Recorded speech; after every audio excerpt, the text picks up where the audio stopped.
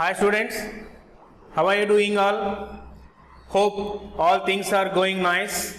Now I am here to teach an English lesson for 8th class students. In earlier session we have completed about My Mother poem written by Rabindranath Tagore. I told you to practice the recitation of the poem. Now this is the session we are going to discuss about figures of speech. Earlier in your lower classes you came to know about parts of speech. We have 8 parts of speech. Parts of speech, they are the different words of a sentence. What about figures of speech? Figures of speech is a plural term. A figure of speech is a word or a phrase. Figure of speech is a word or a phrase that has a separate meaning beyond the literal meaning of the word. As far as high school children are considered, it is enough to learn about 7 various kinds of figures of speech. Simile, metaphor, personification, hyperbole, alliteration, oxymoron, onomatopoeia. We use these figures of speech to decorate the speech. We can decorate our speech the way we deliver the speech. They can be extraordinary expressions. They give beauty to the speech. We find them in oral literature and in polished poetry and prose even. You see greeting card rhymes, advertising slogans.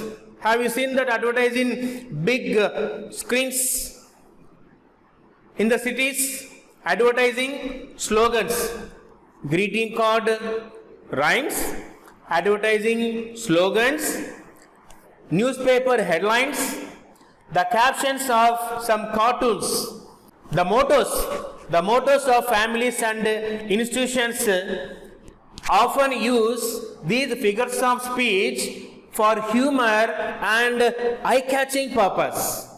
You see, nowadays it is a passion to give a slogan for each and every title of the movie or every title of the story. So for that eye-catching purpose, for humorous purpose even, we use figures of speech nowadays. Now it is time to step into the discussion on various figures of speech. One by one we will take what is a simile, what is a metaphor, what is personification, and we will give some exercises in the form of some examples even. Right? Stay connected with me. Right? Let us have a look in detail before stepping into the actual thing. Look at the sentences, what I wrote here. Bahubali fought bravely in the war with Kalakeya.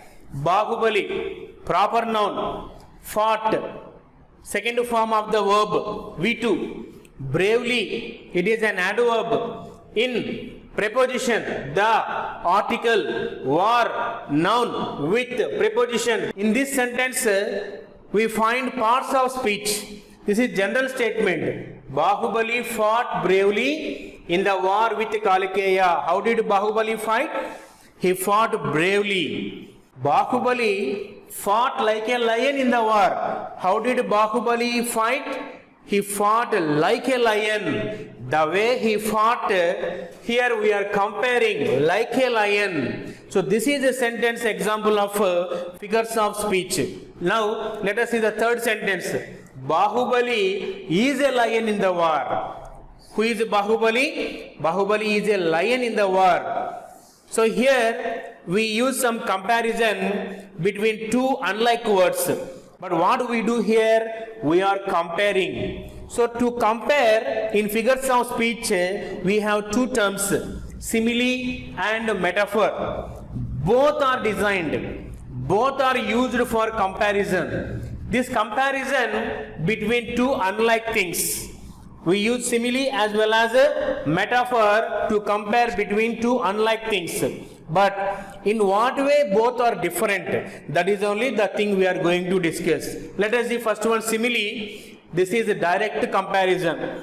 We compare a person or we compare a thing with some other object or some other thing, some other animal directly. This is the sentence example for simile. Bahubali fought like a tiger. In simile, we use two words to compare two unlike things under simile. Like or as. Whereas metaphor is considered, we do not use both words.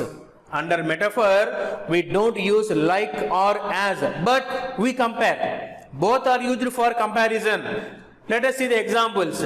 He runs as fast as a cheetah. The way he runs, that activity is comparing with an animal. As fast as, we use as here. She eats like a bird. How does she eat? She eats like a bird. It means she eats a little bit of food.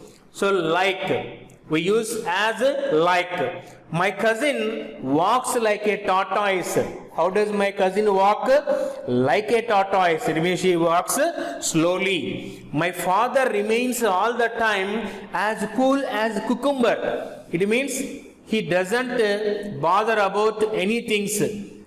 He remains cool. He doesn't get any frustration, nothing but. Then here, the paper is as white as snow. We are comparing a plain paper, a white paper which doesn't write anything on with snow. He slept like a log.